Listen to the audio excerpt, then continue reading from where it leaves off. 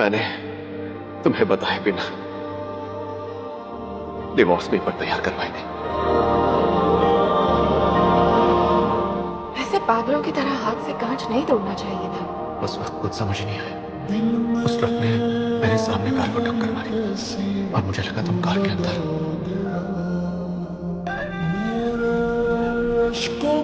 मेरे मरने के बाद तुम वैसे ही रहोगे। प्लीज ऐसा मत कहो। दिल में आग है ये कैसी अच्छा, तुम्हें ये ना याद है कुछ दिन पहले उसका एक्सीडेंट हो गया और वो थोड़ी देर के लिए बेहोश हो गई। फिर वो उसे हॉस्पिटल ले गए। फिर उसका पति वहाँ वकील लेकर पहुंच गया। और पता है, उसका पति वहाँ वकील लेकर पहुंच गया वसीयत फिर से लिखने और उसके नाम सारी प्रॉपर्टी करने के लिए। उसे अपने पत्नी के सिग्नेचर चाहिए थे। सारी प्रॉपर्टी अपने नाम करने के लिए उसे येना के सिग्नेचर्स चाहिए थे।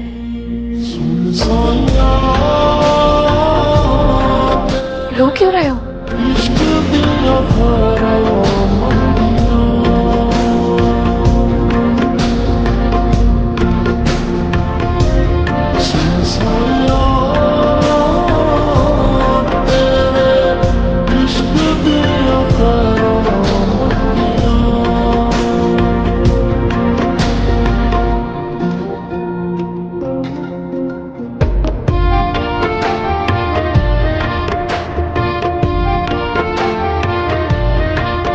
जैसे ही मुझे तुम्हारी बीमारी के बारे में पता चला, मैंने उसी वक्त कोरिया और देश के बाहर हर हॉस्पिटल में कांटेक्ट किया। हर बार मुझे एक ही जवाब मिला कि बेकियोनो नाम का आदमी इस बारे में उनसे पहले ही पता कर चुका है।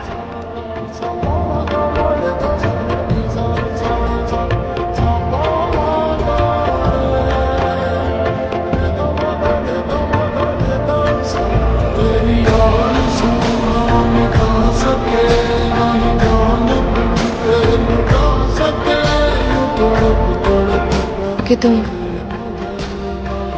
मुझे डिवोर्स देने वाले थे।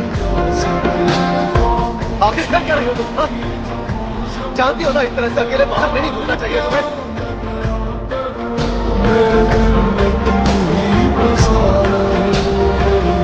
मैं क्या हूं? फिर से अगर ऐसा कुछ होता है तो मुझे रहने देना।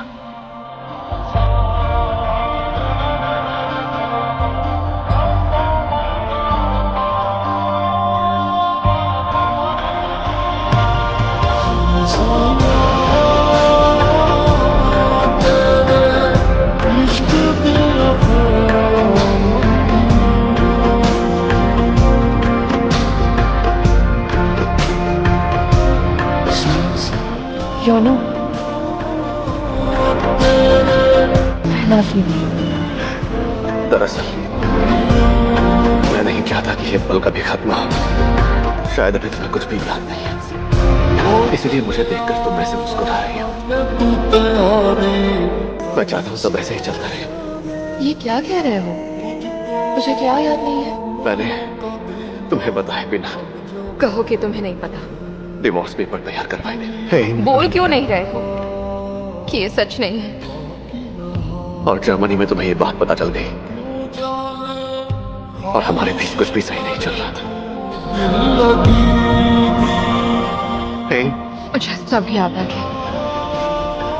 याद आया मैं तुम्हारे साथ कैसा बर्ताव करती थी। तुम मेरी वजह से जिंदगी में कितने दुखी थे। तुम्हें बहुत खुशी हो रही होगी ना कि कैसे ये नफरत भूल गई और मुस्कुरा कर गले लगा रही है। नहीं, ऐसा मैं भी तुम्हारे साथ कभी खुश नहीं थी। अकेले तुम दुखी नहीं थी, मैं भी दुखी थी। मेरी जिंदगी के आखिरी पल इस तरह नहीं बिताने मुझे। मेरी बात सुनो। सब खत्म करते हैं।